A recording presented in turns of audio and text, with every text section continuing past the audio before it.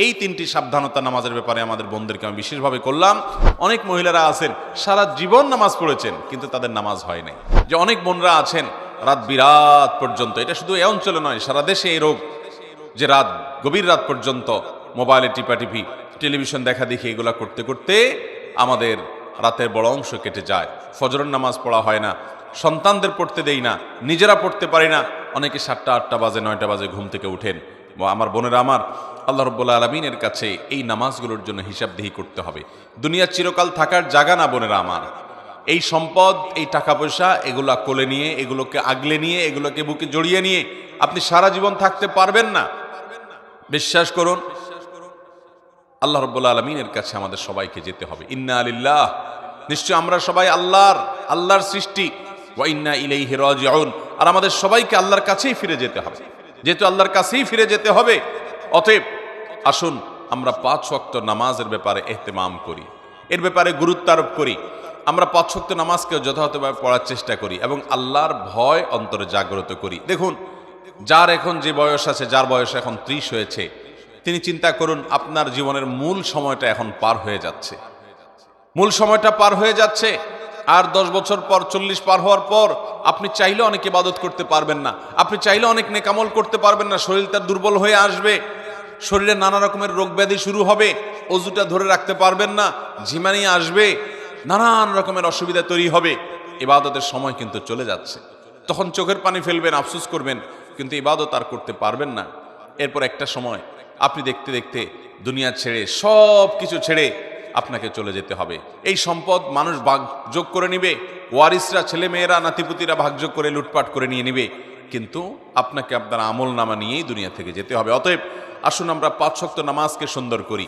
যারা ফজরের নামাজ পড়ছেন না বা পড়তে অসুবিধা হচ্ছে, শুনে রাখেন, নবী করিম সাল্লাল্লাহু আলাইহি সাল্লাম বলেছেন, মুনাফিক যারা নামে মুসলমান, আল্লাহর খাতায় মুসলমান না, যারা আল্লাহর খাতায় মুসলমান না, নামে মুসলমান, এদের একটা বড় মার্কা হলো তাদের জন্য 2টা ওয়াক্ত নামাজ পড়া খুব বেশি কঠিন হয়। তার একটা হলো আসর আর একটা হলো ফজর। এই 2 ওয়াক্ত নামাজ যদি কারোর দ্বারা পড়া সম্ভব না হয়, সে অন্যান্য ওয়াক্ত পড়ে কিন্তু এই 2 ওয়াক্ত পড়তে পারে না, তাহলে সে যেন সাবধান হয়, সে যেন সোজা হয়ে বসে, সে যেন আল্লাহর দিকে দৌড়ায় এবং ঈমানকে নবায়ন করে। কারণ নবী করিম সাল্লাল্লাহু আলাইহি সাল্লাম এটাকে বলেছেন যে এই 2 নামাজটা হলো মুনাফিকদের জন্য সবচেয়ে কঠিন, সবচেয়ে ভারী, এটা পড়তে তাদের সবচেয়ে বেশি অসুবিধা হয়। অন্যান্য নামাজগুলো তারা হয়তো পড়ে কিন্তু এই 2 নামাজ পড়তে পারে না। বিধায় আমাদের যাদের ফজরের নামাজ পড়া হয় না বা ফজর নামাজ পড়তে পারি না, বা চেষ্টা করেও আমার দ্বারা বেশিরভাগ সময় ফজর নামাজ পড়া হয় না, মিস হয়, কিংবা পড়ি কিন্তু অনেক কষ্ট হয়, সাধারণত হয় না, একদিন হয়তো 5 দিন হয় না, এবং সময় মতো হয় না, সকালে 8টা 9টায় উঠে নামাজ পড়েন, মনে রাখবেন আমাদের জন্য এটা অ্যালার্মিং, যেটা শয়তানের ওয়াসওয়াসার কারণে, কুমন্ত্রণার কারণে আমরা মুনাফিকদের কাতারে চলে যাচ্ছি কিনা। অতএব আমার মা বোনদের প্রতি আমার উদাত্ত আহ্বান থাকবে, 5 ওয়াক্ত নামাজ ঠিক করুন, আপনার অন্য সব আল্লাহ তাআলা ঠিক করবেন। ইন্নাস সালাতা তানহা আনিল ফাহশাই ওয়াল মুনকার, নামাজ মানুষকে অশ্লীল এবং অন্যায় কাজ থেকে বিরত থাকবে, এটা সেই চেষ্টা করবেন। সেই সাথে মা বোনদের একটা বড় ধরনের রোগ হলো তাড়াহুড়া করে নামাজ পড়া। এই রোগটা পুরুষদের মধ্যেও আছে, কিন্তু তুলনামূলকভাবে আমাদের মা বোনদের মধ্যে বেশি দেখা যায়। লম্বা সময় নিয়ে খুব ধীরস্থিরতার সাথে সূরা ফাতিহা পড়বেন, এরপরে সুন্দর করে বিসমিল্লাহির রহমানির রহিম পড়ে একটা সূরা মিলাবেন আস্তে আস্তে, এরপরে আল্লাহু আকবার বলে শ্রদ্ধার সাথে, আল্লাহ সবচেয়ে বড়, আল্লাহ সবচেয়ে মহান, অন্য কোনো চিন্তা যেন মাথায় না আসে, এটি ভেবে এরপরে রুকুতে যাবেন। রুকুতে গিয়ে পিঠ সোজা করে রুকুতে গিয়ে তারপরে এবার তাসবিহ পড়বেন, সুবহান রাব্বিয়াল আযীম, মুহাব্বতের সাথে আমার মহান রবের পবিত্রতা জ্ঞাপন করছি, সুবহান রাব্বিয়াল আযীম, আমার মহান রবের পবিত্রতা জ্ঞাপন করছি, সুবহান রাব্বিয়াল আযীম, আমার মহান পালনকর্তার পবিত্রতা জ্ঞাপন করছি। এভাবে আস্তে আস্তে তাসবিহ নিবেদন করে এরপর আস্তে আস্তে আবার রুকু থেকে উঠে সোজা হয়ে দাঁড়াবেন টান হয়ে। এরপর আবার আস্তে আস্তে আপনি আল্লাহু আকবার বলে সিজদায় যাবেন। খুব ধীরে ধীরে সিজদায় গিয়ে লম্বা সময় নিয়ে, যত বেশি লম্বা সময় দিতে পারেন তত ভালো, তত বেশি আপনার নামাজ সুন্দর হবে। সুবহান রাব্বিয়াল আলা, আস্তে আস্তে পড়েন, তাড়াহুড়া না। এরপর আবার সুবহান রাব্বিয়াল আলা, আবার একটু সময় নিয়ে সুবহান রাব্বিয়াল আলা, আমার সর্বোচ্চ সর্বমহান আল্লাহ রাব্বুল আলামিন, রব যিনি আমার পালনকর্তা, যার হাতে আমার জীবন মরণ রিজিক সবকিছু, তার জন্য পবিত্রতা জ্ঞাপন করছি। এভাবে তাসবিহ পেশ করে এরপরে আস্তে আস্তে আল্লাহু আকবার বলে বসেন। বসে আবার দোয়া পড়েন, রব্বিগফিরলি ওয়ারহামনি ওয়াহদিনি ওয়াআফিনি ওয়ারফানি ওয়াজবুরনি ওয়ারযুকনি। আপনি দোয়াগুলো আস্তে আস্তে পড়েন, এরপরে আবার সিজদায় যান। এইভাবে ধীরস্থিরতার সাথে নামাজ পড়েন। আমাদের মা বোনদের বেশিরভাগই নামাজ পড়েন কিন্তু হুলস্থুল করে। যারা নামাজ পড়েন দেখা যায় খুব তাড়াহুড়া করে নামাজ পড়েন। মনে রাখবেন, তাড়াহুড়া করে যে নামাজ পড়ে নবী করিম সাল্লাল্লাহু আলাইহি সাল্লাম বলেছেন সে হলো সবচেয়ে নিকৃষ্ট চোর।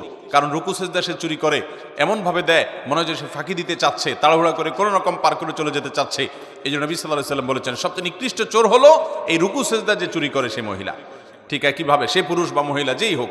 ঠিক একইভাবে কোন কোন হাদিসে আসছে যে কিছু মানুষ তাড়াহুড়া করে নামাজ পড়ে, নামাজের ভিতরে মনোযোগ নাই, দ্রুততার সাথে নামাজ শেষ করে, অন্য সব কাজ খুব ঠান্ডা মাথায়, টেলিভিশনটা খুব ধীরস্থিরতার সাথে দেখেন, নিজের স্বামীর সাথে কথাটা খুব ঠান্ডা মাথায় করেন, আলাপ সালাপটা খুব ধীরে ধীরে করেন, অন্য সব কাজ খাওয়ার সময় খুব মজা করে রসিয়ে রসিয়ে চিবিয়ে চিবিয়ে ভালো করে খান, কিন্তু নামাজ পড়ার সময় আপনি তাড়াহুড়া করেন, আল্লাহর কাছে কি জবাবদিহি করবেন? এই নামাজ, যে নামাজের হক আদায় করা হয় না, এই নামাজটা কোনো কোনো ক্ষেত্রে আল্লাহ পর্যন্ত পৌঁছবে না। এটা ময়লা কাপড় চোপড় যেরকম পেঁচিয়ে নিক্ষেপ করা হয়, এরকম নামাজের মুখের দিকে নিক্ষেপ করা হতে পারে। এই জন্য আমার মোহতারাম বোনেরা, আপনাদেরকে বলছি, মোহতারামা বোনেরা, আপনাদের নামাজগুলোকে, আমাদের নামাজগুলো আমাদেরকে সুন্দর করতে হবে। খুব ধীরে ধীরে নামাজ পড়বেন এবং লম্বা কেরাতে, লম্বা রুকুতে, লম্বা সিজদাতে নামাজ পড়বেন। তাড়াহুড়া করবেন না, আল্লাহর মহব্বতের সাথে নামাজ পড়বেন এবং সময় মতো নামাজ পড়বেন। আমাদের মা বোনদের একটা বড় ত্রুটি হলো যে বেশিরভাগ মা বোনরা গৃহস্থলী কাজকর্মে ব্যস্ত থাকার কারণে জোহরের নামাজটা প্রায় আসরের কাছাকাছি যায় পড়েন। কারণ রান্না বাড়া শেষ করে ছেলে মেয়েদেরকে খাওয়ানোর পর, তাদেরকে গোসল টোসল দেওয়ানোর পর, নিজে গোসল টোসল করে সব গোছায়ে সামলায়ে তারপর তিনি দেখা যায় নিজে নামাজ পড়তে যান। ততক্ষণে দেখা যায় 3টা বেজে যায়, সোয়া 3টা বেজে যায়, অনেক সময় আসরের ওয়াক্ত হয়ে যায়, আসর ওয়াক্তের কাছাকাছি হয়ে যায়। এটা খুবই ভয়াবহ একটা বিষয়।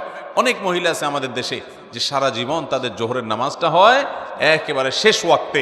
মনে রাখবেন, নবী করিম সাল্লাল্লাহু আলাইহি সাল্লামকে জিজ্ঞাসা করা হয়েছিল সবচেয়ে উত্তম নামাজ কোনটা, সবচেয়ে উত্তম আমল কোনটা? তিনি বলেছেন আস-সালাতু লি আউয়ালি ওয়াক্তিহা, ওয়াক্ত হওয়ার পর শুরুর দিকে নামাজ আদায় করা, এটা হলো সবচেয়ে উত্তম আমল। অতএব আপনারা এই আমলটার ব্যাপারে খুব বেশি যত্নশীল থাকবেন, খুব বেশি মনোযোগী হবেন এবং আল্লাহর জন্য নামাজকে সুন্দর করবেন। আল্লাহ তাআলা আপনাদেরকে সেই তৌফিক দান করুন। সেই সাথে নামাজের ব্যাপারে আমাদের মা বোনদেরকে একটি বিষয় আমি সাবধান করতে চাই, সেটা হলো যে আপনারা অনেকে নামাজ পড়েন কিন্তু নামাজের একটা ফরজ হলো সতর ঢাকা। এই সতর ঢাকাতে আপনাদের প্রচুর পরিমাণে ত্রুটি থাকে। নামাজের জন্য যে সতর ঢাকতে হবে সেটা হলো পুরুষরা তো নাভি থেকে হাঁটু পর্যন্ত ঢাকতেই হবে, সেই সাথে কাঁধের উপরও কাপড় থাকতে হবে। হাদিস থেকে বোঝা যায় পরিষ্কারভাবে মূল হলো নাভি থেকে হাঁটু, এইটুকু হলো সতর। পাশাপাশি কাঁধের উপর রাখাটা পুরুষদের জন্য আপনার কর্তব্য, কিন্তু মূল সতরের বাইরে। কিন্তু মহিলাদের জন্য সতর হলো একেবারে মাথা থেকে পা পর্যন্ত। নামাজের সময় পুরো শরীর তাদের ঢেকে নামাজ পড়তে হবে, শুধু মুখমণ্ডল, চেহারাটা খোলা থাকবে, 2 হাতের কবজি খোলা থাকবে এবং পায়ের পাতার তলার অংশ এটি খোলা থাকবে। এছাড়া পুরো শরীর তাদেরকে ঢেকে রাখতে হবে, এমনকি গলা, পিঠ, বুক এবং কাঁধ এবং হাতের যে গোছা আছে সেটা, কনুই টনুই, এগুলা সব, এমনকি মাথার চুল, এগুলা সবগুলা কিন্তু ঢাকতে হবে। আমাদের অনেক মহিলারা আছেন, অনেক মা বোনরা আছেন, মা চাচিরা আছেন, যারা দেখা যায় এখনো আপনার শাড়ি পরে নামাজ পড়েন, তার উপরে কোনো ওড়না পড়েন না।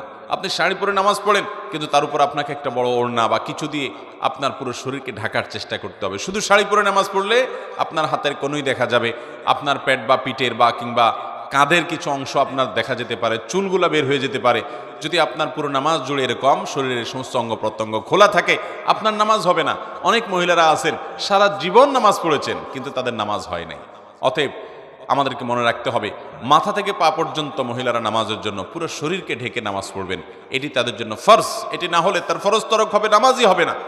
বিধায় এই 3টি সাবধানতা নামাজের ব্যাপারে আমাদের বোনদেরকে আমি বিশেষভাবে করলাম। আর যারা বয়সে অনেক তরুণী আছেন, আমাদের অনেকে আছেন নামাজের গুরুত্ব এখনো বুঝি না। দেখুন, আল্লাহ রাব্বুল আলামিনের কাছে আমাদের সবাইকে চলে যেতে হবে, খুব দ্রুততার সাথে চলে যেতে হবে। আমরা কেউ এখানে থাকতে আসি নাই, জিন্দিগি পার হয়ে যাচ্ছে। বিধায় এই ফরজ নামাজকে আমরা খুব গুরুত্বের সাথে পড়বো ইনশাআল্লাহ। দ্বিতীয়ত যে নসিহা থাকবে তা হলো, আল্লাহ রাব্বুল আলামিনের কাছে নারী হিসাবে আপনাদের একটা বিশেষ জবাবদিহিতা আছে, সেটা হলো আপনি কতটা পর্দা পশিদা করেছেন। পর্দার এই বিধানটাকে আল্লাহ তাআলা ফরজ করেছেন। সূরা নূর বেশি বেশি করে পড়বেন, সূরা আহজাব বেশি বেশি করে পড়বেন। এই দুই সূরাতে পর্দার বিধানগুলো আল্লাহ তাআলা বিস্তারিত পুঙ্খানুপুঙ্খ আলোচনা করেছেন। আমাদের মা বোনদের জন্য এক্সট্রা একটা ফরজ আছে, যেটা পুরুষদের জন্য নাই, সেটা হলো নিজের সৌন্দর্যকে পরপুরুষের সামনে প্রকাশ করা যাবে না, এটা ঢেকে তাদেরকে চলতে হবে। পুরুষদের জন্য যে নির্দেশ আছে এই সংশ্লিষ্ট, সেটা হলো তারা চোখের হেফাজত করবে, চোখকে অবনত করবে। কিন্তু মা বোনদের জন্য নির্দেশ হলো তারা নিজেদের এই সৌন্দর্য, আল্লাহর দেয়া সৌন্দর্য অর্থাৎ পুরো শরীরকে তারা ঢেকে ঢুকে রাখবে। নবী করিম সাল্লাল্লাহু আলাইহি ওয়াসাল্লাম বলেছেন, আলমার আতু আওরা, একজন নারী পুরাটাই হলো আবৃত রাখতে হয় তার নিজেকে। যদি কোনো নারী বাসা থেকে বের হয়, ইস্তাশাফাহা শয়তান, শয়তান তার পিছে লাগে এবং তাকে দিয়ে বহু মানুষকে বিভ্রান্ত করে, ঈমান হরণ করে, তাকওয়া হরণ করে, চোখের গুনাহ করায়, মনের জেনা করায় এবং তাকে হারামের দিকে নিয়ে যায়। এজন্য মা বোনদের কর্তব্য হলো তার কারণে কোনো পরপুরুষ যেন ফিতনায় পতিত না হয়। এবং এই জন্য নবী করিম সাল্লাল্লাহু আলাইহি ওয়াসাল্লাম বলেছেন, কোনো নারী যদি সুগন্ধি ব্যবহার করে এবং সুগন্ধি ব্যবহার করে যদি বের হয়, উদ্দেশ্যই হলো যে তার এই সুগন্ধি তিনি যখন রাস্তা চলাফেরা করবেন, আশেপাশে মানুষের নাকে যাবে, পুরুষদের দৃষ্টি আকৃষ্ট হবে, তারা তার দিকে আকৃষ্ট হবে, তাকে নিয়ে কল্পনা জল্পনা করবে। এরকম যদি কোনো নারী সুগন্ধি ব্যবহার করে বের হয়, তাহলে সে জান্নাত তো দূরের কথা, জান্নাতের ঘ্রাণ পর্যন্ত পাবে না। মোহতারাম বোনেরা আমার, এই জন্য আপনাদেরকে পর্দার বিধানটা খুব ভালো করে মেনে চলতে হবে। কোনো পুরুষের সাথে আপনার যদি কথা বলার দরকার হয়, আপনি 100 বার বলবেন, কিন্তু সেটা হলো প্রয়োজন মতো। অপ্রয়োজনীয় আলাপ করা যাবে না, বেহুদা আলাপ করা যাবে না। কেমন আছেন, কি খাইছেন, অপ্রয়োজনীয় কথা বলবেন না। কোনো দরকার হলো তো আপনি কেনার দোকানদারের কাছে কথা বলতে হলো তো আপনি কথা বলবেন, কিন্তু সেখানে আবার অনেক মা বোনরা আছেন অন্য পুরুষের সাথে কথা বলার সময় কৃত্রিম সুরে কথা বলেন, একটু মিষ্টি সুরে কথা বলেন, একটু কোমল কণ্ঠে কথা বলেন, একটু নিজের কণ্ঠটার ভিতরে বিশেষ মাধুর্যতা এনে কথা বলার চেষ্টা করেন। কোরআনে কারিমে আল্লাহ রাব্বুল আলামিন স্পষ্ট নিষেধ করেছেন যে তোমরা যখন পরপুরুষের সাথে কথা বলার দরকার হবে, কোনো প্রয়োজনে তোমরা কথা বলবে, ফালা তাখদা'না বিল কওল, তখন তোমরা কথাকে কোমল করে বলবে না, কথার ভিতরে কোমলতা সৃষ্টি করবে না, বরং স্বাভাবিকভাবে কথা বলবে। ওয়াকুলনা কাওলাম মারুফা, স্বাভাবিক কথা বলতে হবে। আমাদের বোনরা, মায়েরা অনেকে এই পর্দার বিধানগুলোকে লঙ্ঘন করেন। সোশ্যাল মিডিয়াতে অনেক মেয়েরা আছেন, নিজেদের ছবি, উন্মুক্ত ছবি আপনারা তুলে সেটাকে আপলোড করেন, আপনার স্বামীর সাথে ছবি আপলোড করেন, আপনি নিজের ছবি আপলোড করেন, বান্ধবীরা একসাথে হয়ে আপলোড করেন। আপনি একজন প্রাপ্তবয়স্কা নারী হওয়ার পর, আপনি বয়স্ক বা প্রাপ্তবয়স্ক হওয়ার কাছাকাছি পৌঁছে গেছে আপনার মেয়ে, সেই মেয়ের ছবি তুলে আপনি ফেসবুকে আপলোড করলেন, তাহলে সেক্ষেত্রে আপনাদের ছবি দেখে যত পুরুষ চোখের জেনায় লিপ্ত হবে, তারা সবাই তো তাদের অপরাধ করবেই। আপনারা যারা নিজেদের ছবি আপলোড করেছেন, আপনি শুধুমাত্র এই ছবি আপলোড করে যত মানুষ চোখের জেনা করছে, তাদের সবার সমপরিমাণ গুনাহের ভাগীদার আপনাকে হতে হবে। ঠিক একইভাবে দেখা যাবে এই ছবি আপনি আপলোড করার পর আপনার এখান থেকে কতজন কপি করে নিয়ে গেছে, কত বাজে বাজে জায়গায় ব্যবহার করেছে, কত পুরুষরা সেটা দেখছে, কতজন এটা দেখে আপনাকে নিয়ে মনে মনে জেনা করছে, এর সবগুলোর পাপের ভাগীদার কিন্তু আপনাকে হতে হবে। একজন নারী, মুসলিম নারী, তার সম্ভ্রম, তার ইজ্জত অনেক দামি। তিনি চিন্তা করবেন আমাকে নিয়ে কেউ বাজে চিন্তা করতে পারে, এমন কোনো জায়গায় আমি নিজেকে উপস্থাপন করব না। আপনি যখন আপনার ছবিকে ফেসবুকে ছেড়ে দিবেন, টুইটারে ছেড়ে দিবেন, অনেক বোনরা আছেন যে আজকাল দেখা যায় টিকটকে নিজেদের ভিডিও ছেড়ে দেন, ফেসবুকে নিজেদের ভিডিও ছবি ছেড়ে দেন, নিজেদের ব্যক্তিগত পারিবারিক বিষয়াশয়গুলোকে ছেড়ে দেন।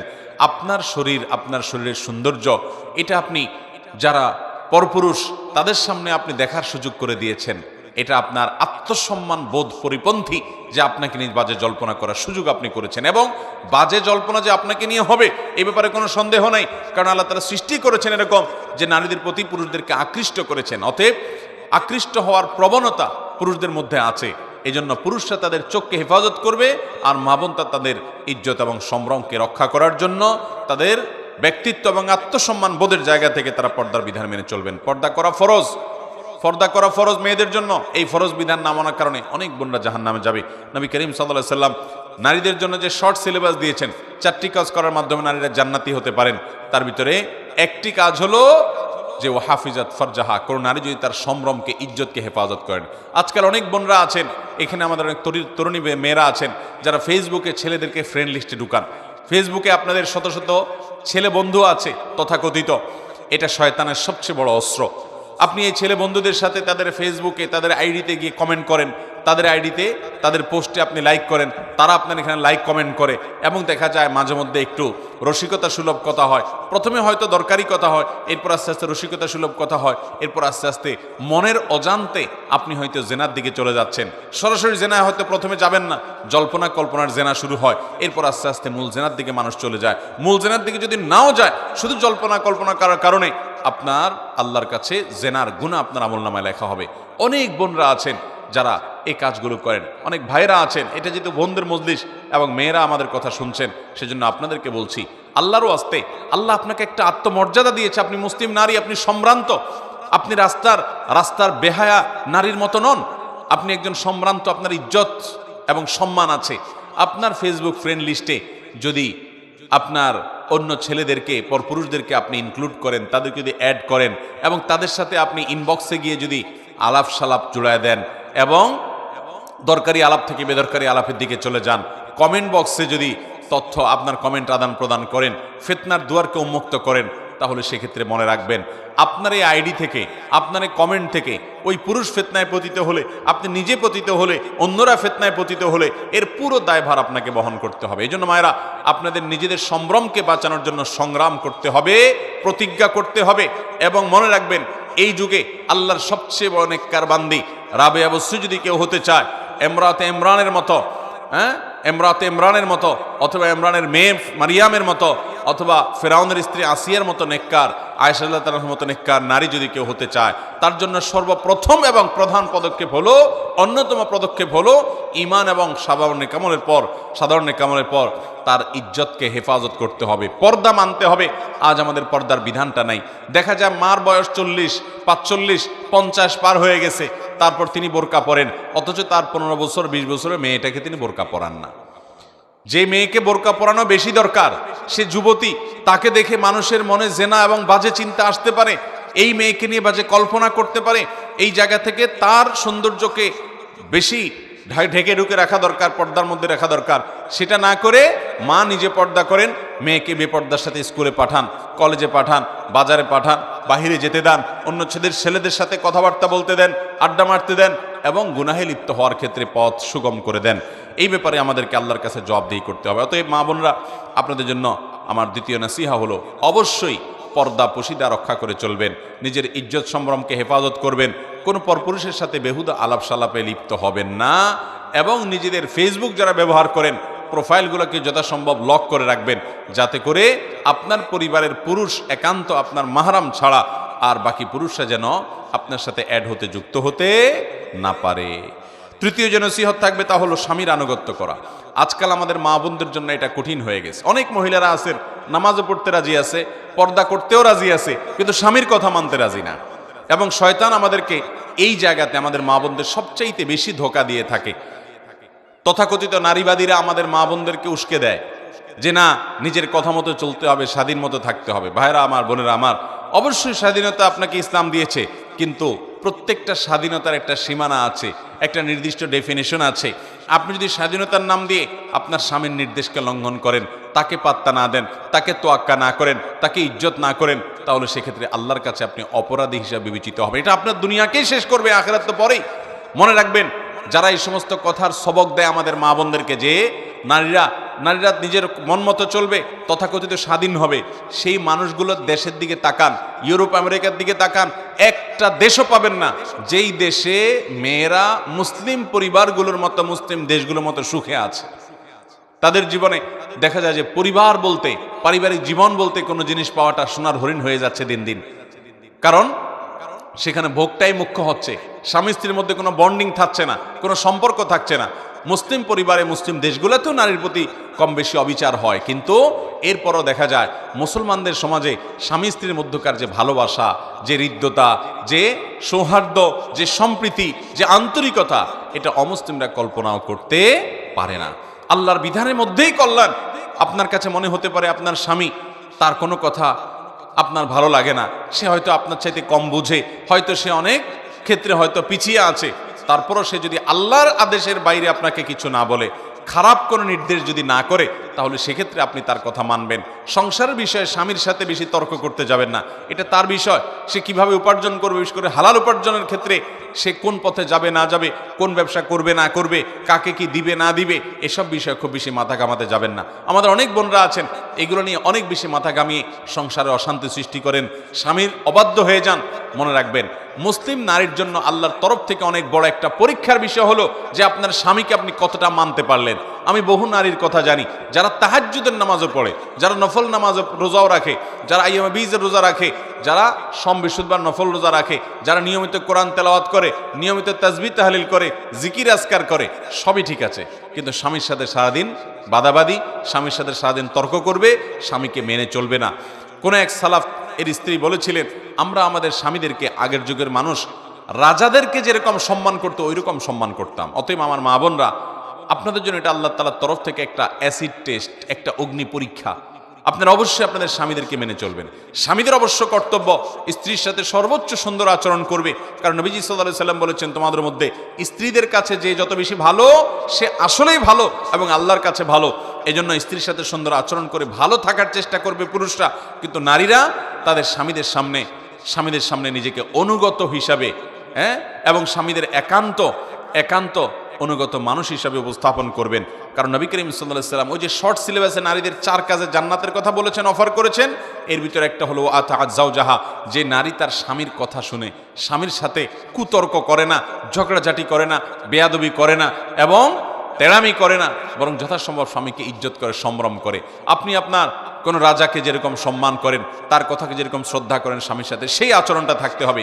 এই একটি জায়গাতে ত্রুটির কারণে, এই একটি জায়গায় গাফিলতির কারণে, বিচ্ছুরিত হওয়ার কারণে শত শত হাজার হাজার পর্দানুসীন, কোরআন তেলাওয়াতকারী, জিকির আজকারকারী, ইবাদত গুজার নারীরা ধরা খেয়ে যাবে এবং আল্লাহর পাকড়ার মধ্যে যাবে।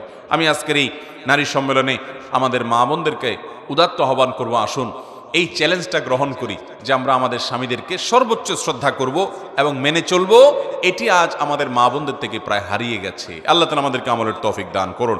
4 নম্বর যে নসিহত করব তা হলো, আমাদের সন্তানরা আমাদের উপরে আমানত, আমাদের কাছে আমানত। নবী করিম সাল্লাল্লাহু আলাইহি সাল্লাম বলেছেন, কুল্লু মাউলুদিন ইউলাদু আলাল ফিতরাহ, প্রতিটা পরিবারের ছোট ছোট শিশু যারা দুনিয়াতে আসে, এরা সবাই মুসলমান হয়ে জন্মগ্রহণ করে, মায়ের গর্ভ থেকে তারা ভালো মানুষ হয়ে আসে। ইল্লা আন্না আবওয়াহু ইউহাউদানিহি আও ইউনাসরানিহি আও ইউমাজ্জিসানিহি, তবে এই বাচ্চাগুলোর মা, তার বাবা, তারা এই বাচ্চাগুলোকে খ্রিস্টান বানায়, ইয়াহুদি বানায়, বেঈমান করে দেয় এবং ঈমান হারা করে ফেলে। বিধা আমাদের সন্তানরা আল্লাহর কাছে তাদের ব্যাপারে আমরা জিজ্ঞাসিত হব। আল্লাহ রাসূল সাল্লাল্লাহু আলাইহি ওয়াসাল্লাম বলেছেন, আল্লাহ কুল্লুকুম রাইন ওয়া কুল্লুকুম মাসউলুন আন রাইয়াতিহি, তোমাদের প্রত্যেকেই দায়িত্বশীল, তোমাদের সবাইকে অধীনস্থদের সম্পর্কে জিজ্ঞাসাবাদ করা হবে। একজন নারী, তিনি স্বামীর ঘরের ব্যাপারে দায়িত্বশীল, কিভাবে এটা দেখভাল করলেন, স্বামীর টাকা পয়সার আমানতদারিতা রক্ষা করলেন কিনা, স্বামীর অগোচরে নিজের ইজ্জত সম্ভ্রমকে হেফাজত করলেন কিনা, সন্তানদেরকে সঠিকভাবে লালন পালন করলেন কিনা, এই জন্য তাকে অবশ্যই আল্লাহর কাছে জবাবদিহি করতে হবে। এই জন্য আমাদের মা বোনদেরকে আমি বলবো, বিশেষভাবে আপনাদের সন্তানদের প্রতি আপনারা যত্ন নিন।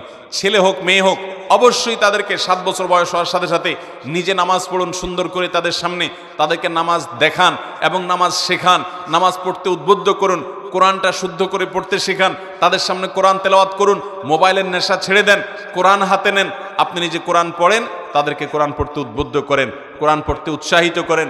যদি কন্যা সন্তান হয় তাহলে সেক্ষেত্রে তাকে 8, 9, 10 বছরের কাছাকাছি বয়স গেলেই তখন থেকে তাকে পর্দা বুঝান।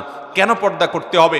একজন নারী তার সম্ভ্রম, তার ইজ্জত, তার আত্মসম্মান, আত্মমর্যাদার জায়গা থেকে তাকে নিয়ে কাউকে বাজে চিন্তা করতে দিবে না তিনি, এই জায়গা থেকে, এবং সমাজে মানুষের ফিতনার কারণ হবেন না তিনি, তার কারণে কেউ বিপদগামী হবে না, কোনো যুবক, কোনো তরুণ।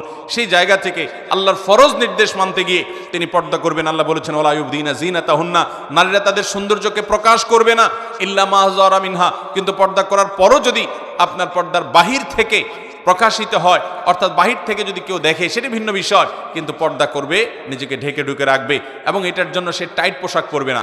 অনেক মহিলারা আছেন যে আজকাল প্রচুর পরিমাণে টাইট পোশাক আশাক পরেন, পুরুষদের মতো পোশাক আশাক পরেন, শার্ট প্যান্ট পরেন। মনে রাখবেন, নবী করিম সাল্লাল্লাহু আলাইহি ওয়াসাল্লাম বলেছেন, লানাল্লাহু আল মুতাশাব্বিহাতু মিনান নিসাই বির রিজাল, ওই মহিলাদের প্রতি আল্লাহ লানত এবং গজব নাজিল হয় যারা পোশাক আশাকে বেশভূষায় পুরুষের সাদৃশ্য গ্রহণ করে। তারা শার্ট প্যান্ট পরে, টি শার্ট পরে, তারা দেখা যায় পুরুষদের মতো চুল রাখে, তারা পুরুষদের মতো চলাফেরা সবকিছু করে, গেঞ্জি ইত্যাদি পরে বাহিরে ঘুরে বেড়ায়। এগুলো একজন নারীর জন্য হারাম। একইভাবে পুরুষের জন্য হারাম করা হয়েছে, তারা মহিলাদের বেশভূষা ধারণ করবে না। আমার বোনেরা, আল্লাহ তাআলা আপনাদেরকে যে নারী হিসাবে সৃষ্টি করেছেন, এই নারীত্বের মধ্যে আপনাদের সম্মান নিহিত আছে। অনেক মহিলারা পুরুষ হতে চান, পুরুষের মতো হতে চান। আপনি মহিলা হওয়ার পরও পুরুষের মতো পোশাক আশাকে যদি তাদের মতো হতে চান, এটা আপনার নিজের জন্য অপমানের। কেন অপমানের? কারণ আল্লাহ আপনাকে যে নারী হিসাবে সৃষ্টি করেছেন, তার মানে আপনি এটাতে আপনি অপমান বোধ করছেন। আপনি মনে করছেন নারী তুচ্ছ, নারী ছোট, এই জন্য আপনি পুরুষ হওয়ার চেষ্টা করছেন। পুরুষ হওয়ার চেষ্টা করাটা বরং আপনার জন্য অপমানের। আপনার নারীত্বের মধ্যেই আপনার জন্য সম্মান নিহিত আছে, যেটা আমরা এতক্ষণ বলছিলাম। অতএব এই পুরুষদের মতো পোশাক আশাক পরা যাবে না। অনেক মায়েরা আছেন, নিজেরা ঠিকই দেখা যায় যে নারী সুলভ পোশাক আশাক তারা পরছেন, নিজের ইয়াং মেয়েকে দেখা যাচ্ছে প্যান্ট কিনে দিচ্ছেন, টি শার্ট কিনে দিচ্ছেন, গেঞ্জি কিনে দিচ্ছেন। আজকাল দেখা যায় ছোট ছোট মেয়েদেরকে 7 বছর 8 বছর বয়স থেকে তাদেরকে বেহায়াপনা এবং অশ্লীলতার পোশাক আশাক তাদেরকে কিনে দেওয়া হচ্ছে। বাজারেও সেরকম পোশাক আশাক পাওয়া যাচ্ছে, শর্টকাট পোশাক আশাক, ছোটখাটো সংক্ষিপ্ত পোশাক আশাক, অতিরিক্ত পাতলা পোশাক আশাক, অতিরিক্ত টাইট পোশাক আশাক। নবী করিম সাল্লাল্লাহু আলাইহি সাল্লাম বলেছেন, রুব্বা কাসিয়াতিন ফিদ দুনিয়া আরিয়াতুন ফিল আখিরাহ। বহু নারী দুনিয়াতে, রুব্বা কাসিয়াতুন আরিয়াত, বহু নারী আছে পোশাক পরে থাকে, কিন্তু পোশাক পরেও বিবস্ত্র পোশাকহীন এবং নিউলঙ্গ মানুষের যে অপরাধ, যে পাপ, সে অপরাধে অপরাধী হয় পোশাক পরার পরও। কারণ তাদের সে পোশাকটা এত পাতলা যে শরীরের ভেতরের অংশ দেখা যায়, এত টাইট যে তাদের শরীর বিভিন্ন অঙ্গ প্রত্যঙ্গ ফুটে ওঠে। এই জন্য ঢিলা ঢালা পোশাক পরতে হবে। এবং আপনারা নিজেরা শখ করে যে সমস্ত পোশাক আশাক পরবেন, সেগুলো আপনার স্বামী, আপনার বাবা, ভাই, বাসা বাড়িতে মাহরাম পুরুষরা যা থাকবে তাদের সামনে আপনি পরবেন। কিন্তু বাহিরে যখন যাবেন, নিজের সৌন্দর্যকে আপনি যেখানে সেখানে বিকিয়ে দিবেন না। একজন মুসলিম নারী, তার অবস্থানটা সবচেয়ে যৌক্তিক এই জায়গায়, কারণ তিনি বাহিরে যখন যান, তার সৌন্দর্যকে রাস্তার পুরুষদের মধ্যে বিলান না। এটা তার পরিবারের পুরুষদের মধ্যে সীমাবদ্ধ রাখেন। এটা তার আত্মসম্মানের জায়গা। অতএব পোশাক আশাক কেনার ক্ষেত্রে এটি আমরা খেয়াল করবো। বাচ্চাদেরকে তরবিয়ত এবং লালন পালনের ক্ষেত্রে মেয়েরা যেন বাচ্চা মেয়েদেরকে যেরকম বেহায়াপনা পোশাক, অশ্লীল কোনো পোশাক, খোলামেলা পোশাক যেন আমরা না কিনে দেই। তাদেরকে আমরা হিজাব করতে শিখাই, পর্দা করতে শিখাই, সভ্যতা শিখাই, ভদ্রতা শিখাই, আল্লাহর বিধান মতো চলতে শিখাই। আল্লাহ আমাদেরকে তৌফিক দান করুন। বিশেষ করে আমরা যখন দুনিয়া থেকে চলে যাব, আমাদের সন্তানরা আমাদের সবচেয়ে বড় তারা আমাদের আল্লাহর তরফ থেকে নেয়ামত। কারণ আপনি দুনিয়া থেকে চলে যাবেন, আপনার মেয়েকে যদি আপনি কোরআন শিখায় যান, ছেলেকে যদি কোরআন শিখায় যান, তাদেরকে যদি নামাজ শিখায় যান, তাদেরকে যদি দিনদারি শিখায় যান, আল্লাহ এবং তার রাসূলের আদেশ নিষেধ শিখায় যান, এরা আবার তাদের পরবর্তী ছেলে মেয়েকে যদি শিখায়, তাহলে আপনি কিন্তু কবরে যেয়ে এই সওয়াব পেতে থাকবেন। আপনি সওয়াবের গাছ লাগাই দিলেন, ছেলে মেয়েকে যদি মানুষ করে যেতে পারেন। আল্লাহ আমাদের মা বোনদেরকে তৌফিক দান করুন। 5 নম্বর যে নসিহত করবো তা হলো অনর্থক এবং বেহুদা জিনিস থেকে বেঁচে থাকা। আজকাল পুরুষ বলেন, মহিলা বলেন, আমাদের বেশিরভাগ সময় নষ্ট হয় ফেসবুকে, ইউটিউবে, টিকটকে এবং মোবাইলে, হোয়াটসঅ্যাপ ইত্যাদিতে। স্মার্টফোন টিপতে টিপতে আজকে আমাদের দিন যায়, রাত যায়, নামাজ বরবাদ হয়ে যায়। আল্লাহর বিধান থেকে আমরা সরে গেছি। আল্লাহ আমাদেরকে হয়তো দুনিয়ার নেয়ামত দিয়েছেন, এর মধ্যে আমরা হাবুডুবু খেয়ে কিয়ামতের আগে মানুষ এইভাবে আস্তে আস্তে ইমান হারা হবে, আমল হারা হবে, সেটি আমাদের মধ্যে শুরু হয়েছে। মা বোনদের মধ্যে অনেক আরেকটা রোগ আছে, যে বিশেষ করে এক মহিলা অন্য মহিলার সাথে হলে তৃতীয় কোনো মহিলাকে নিয়ে আমরা আলাপ সালাপ শুরু করি। অনেক সময় নিজেদের ঘরোয়া পরিবারের মধ্যে ঘরোয়া সম্পর্কগুলোর মধ্যে আমরা গীবত শেখায় শুরু করে দিই। অনেক মহিলা আছে স্বামীর কাছে শাশুড়ি এবং ননদের বদনামি করেন। আবার অনেক শাশুড়ি আছেন ছেলের কাছে বৌমার বিরুদ্ধে বদনামি করেন। অনেক মহিলা আছে নিজের জারের বদনামি করেন। অনেক মহিলা আছেন পাশের বাড়ির মহিলাকে নিয়ে বদনামি করেন, কানাঘুষা করেন, তার ব্যক্তিগত বিষয় আসক কান পেতে শোনার চেষ্টা করেন, চোখ দিয়ে দেখার চেষ্টা করেন। এই রোগগুলো প্রচুর পরিমাণে আছে। এগুলো সবগুলো কাবিরা গুনাহ, এগুলো সবগুলো হারাম। একজন ইমানদার কারোর পিছে লাগবে না। কে কি বললো না বললো তারটা সে হিসাব করবে, আমি আমার নিজের হিসাব নিয়ে ব্যস্ত থাকবো, কারোর পেছনে সমালোচনা করব না। দেখা যায় যে 2-4 মহিলা একসাথে হলেই শুরু হয়ে যায় গীবত, শিকায়েত, কে কি করলো না করলো, বেহুদা কাজ। নবী করিম সাল্লাল্লাহু আলাইহি ওয়াসাল্লাম বলেছেন, মিন হুসনি ইসলামিল মারই তারকু মা লা ইয়ানি। একজন মুসলমানের ইসলাম সৌন্দর্য হবে, সে ভালো মুসলমান হতে পারবে যখন সে অনর্থক কাজ পরিহার করবে, বাজে কাজ পরিহার করবে, যে কাজ অর্থহীন, যেটা দুনিয়া আখিরাতে কোনো কাজে আসবে না, সে কাজ থেকে পরিহার করবে। অতএব আমার 5 নম্বর নসিহত হলো বোনরা আপনাদের জন্য, যে আল্লাহর ওয়াস্তে আসুন, অনর্থক কাজ আমরা বন্ধ করি। মোবাইল টিপাটিপি এটাকে নিয়ন্ত্রণ করেন আল্লাহর ওয়াস্তে। ছেলে মেয়েদেরকে সময় দেন, নামাজ তেলাওয়াতের সময় দেন, কোরআন হাদিস পড়েন। এই মোবাইল টিপতে টিপতে আপনি কি পেয়েছেন? জীবনে কিচ্ছু পাবেন না, সব হারাবেন। অনেকে এই টিপাটিপির করতে করতে স্বামী হারায়, সন্তান হারায়, মানুষের ভালোবাসা হারায়, আল্লাহর আল্লাহর প্রিয় পাত্র হওয়ার জায়গাটা হারিয়ে ফেলে এবং দেখা যায় জাহান্নামের দিকে চলে যায়। বিধায় আমরা অনর্থক কাজ করব না, মোবাইল প্রয়োজনে ব্যবহার করব, অপ্রয়োজনে ব্যবহার করব না, অহেতুক ঘন্টাকে ঘন্টা ফেসবুক ইউটিউবে ডুবে থাকবো না। আল্লাহর কাছে সময়ের জন্য জবাবদিহি করা লাগবে। সেই সাথে বউ যারা আছেন তারা শাশুড়ির, আর যারা শাশুড়ি আছেন তারা বউয়ের ব্যাপারে দায়িত্বশীল থাকবেন। কেউ কারোর প্রতি জুলুম করবেন না। আজকে যিনি পুত্রবধূ আছেন, আগামীকালকে আপনি শাশুড়ি হবেন। অতএব আপনি যেন আপনার শাশুড়ির প্রতি অবিচার না করেন, তার প্রতি জুলুম না করেন, তার প্রতি যেন ইহসান করেন, তার দিকটা খেয়াল করেন, তাকে সেবা করেন। শাশুড়ি অনেক উল্টাপাল্টা করতে পারে, শ্বশুর অনেক উল্টাপাল্টা করতে পারে না বুঝে। তারা বয়স্ক মানুষ, আগের যুগের মানুষ, আগের জেনারেশনের মানুষ, তাদের সেন্স আপনার সেন্স একরকম না। এটা বুঝে তাদেরকে ক্ষমা সুন্দর দৃষ্টিতে দেখেন। আপনি যখন শ্বশুর শাশুড়ি হবেন তখন আপনার ছেলে মেয়েরা অনেক স্মার্ট হবে, তারা অনেক আপ টু ডেট হবে, আপডেটেড হবে। তাদের কাছে আপনার অনেক অবস্থানটা অযৌক্তিক মনে হবে। তো এই কারণে শাশুড়িদের শ্বশুরদের অনেক উল্টাপাল্টা আছে। এই সবগুলোকে নিয়ে বিচার এবং সালিশ দরবার করতে যাবেন না, স্বামীর কান গরম করতে যাবেন না, দেখেও না দেখার ভান করবেন, সবর করবেন। মনে রাখবেন সবরকারীকে আল্লাহ তাআলা বিনা হিসাবে আল্লাহ তাআলা জান্নাত দিবেন এবং পুরস্কার দিবেন। ইন্নামা ইউওয়াফাস সাবিরুনা আজরাহুম বিগাইরি হিসাব। আল্লাহ বলেছেন ধৈর্যশীলদেরকে আল্লাহ তাআলা হিসাব ছাড়া প্রতিদান দিবেন। অতএব শ্বশুর শাশুড়ির এই সমস্ত বিষয়গুলোকে সবর করবেন এবং মনে রাখবেন শাশুড়ি তিনি তো আপনার আপন মা না। আপনার আপন মার মতো ওইরকম বড় মন বড় কলিজা হয়তো হবে না, অনেক ভুলভাল হবে। তারপরেও উনি হয়তো আপনার কোনো দেবরের দিকে বেশি টানে, আপনার কোনো ননদের দিকে বেশি টানে, হয়তো আপনার স্বামীর দিকে একটু কম টানে, আপনার মনে হতে পারে। তারপরেও এটা তার জন্য ওজোর হিসাবে রাখেন যে বুড়া মানুষ না বুঝে অনেক কিছু করে, ওনারটা উনি বুঝবে। আমি আমার জায়গা থেকে আমার দায়িত্ব আদায় করব। তারা মুরব্বী হিসাবে তাদের সেবা করা, তাদের প্রতি আন্তরিকতা দেখানো, তাদের পাশে দাঁড়ানো, তাদের খেদমত করা। মনে রাখবেন ইমানদার স্যাক্রিফাইস করবে, অতিরিক্ত অধিকার সচেতন হয়ে সে নিজের কর্তব্য সচেতনতার ব্যাপারে যেন গাফেল না হয়। নিজের দায়িত্ব সচেতনতা বেশি হতে হবে অধিকার সচেতনতার চাইতে। অতএব আমি কি পেলাম এর চাইতে বড় কথা হলো আমার করণীয় আমি কি করলাম। এটা হলো একজন ইমানদারের গুণ হবে। ঠিক একইভাবে একজন শাশুড়ি তিনি তার বৌমার ব্যাপারে এরকম আন্তরিকতা দেখাবেন যে আমার নিজের মেয়ের মতো সে তো আপন হবে না, সে তো পরের ঘর থেকে আসছে। নিজের বাবা মাকে ফেলে রেখে, ভাই বোনকে ফেলে রেখে, নিজের সংসার ফেলে রেখে আজীবনের জন্য আমার বাড়িতে চলে আসছে। এটাই তো তার অনেক বড় ত্যাগ। তার প্রতি আন্তরিকতা দেখাতে হবে, স্নেহ মমতা দিয়ে তাকে বড় করতে হবে। তার কিছু হলেই ছেলের কান গরম করা যাবে না, এটা নিয়ে দরবার বসানো যাবে না, বিচার বসানো যাবে না। যথাসম্ভব ছাড় দিতে হবে, ধৈর্য ধারণ করতে হবে। আল্লাহ তাআলা আমাদের মা বোনদেরকে একজন জান্নাতি নারীর যে গুণাবলী, একজন ভালো নারীর যে গুণাবলী, কোরআন যে সূরা তাহরিমের মধ্যে দুজন নারীর দৃষ্টান্ত দিয়েছেন, ইমানদার নারী, একজন হলেন ফেরাউনের স্ত্রী আসিয়া, আরেকজন হলেন ইমরানের মেয়ে মারিয়াম, ঈসা ইসলামের মা মারিয়াম। এই দুইজন নারীর মতো উত্তম গুণাবলী অর্জন করা এবং নবী করিম সাল্লাল্লাহু আলাইহি সাল্লামের পত্নীগণ, বিশেষ করে আম্মা জান আয়েশা রাদিয়াল্লাহু তাআলা আনহার মতো, ফাতেমা রাদিয়াল্লাহু তাআলা আনহার মতো, আরও অন্যান্য মুসলিম দৃষ্টান্ত হওয়া নারীদের মতো আমাদের মা বোনদেরকে হওয়ার তৌফিক দান করেন। এবং সেই সাথে লূত আলাইহিস সালামের স্ত্রী এবং আল্লাহ নবী নূহ আলাইহিস সালামের স্ত্রীর মতো আল্লাহর অবাধ্য, ফাসেকা এবং চরিত্রহীনা কিংবা তলে তলে জেনার গুনাহে লিপ্ত, পরকীয়াতে লিপ্ত, অন্য পুরুষদের সাথে আসক্ত, তাদের প্রতি আসক্ত এবং গুনাহে লিপ্ত এবং আল্লাহর অবাধ্য হওয়া, বেপরদিগি থেকে আল্লাহ তাআলা আমাদের মা বোনদেরকে হেফাজত করুন। এবং এই মজলিস থেকে আমরা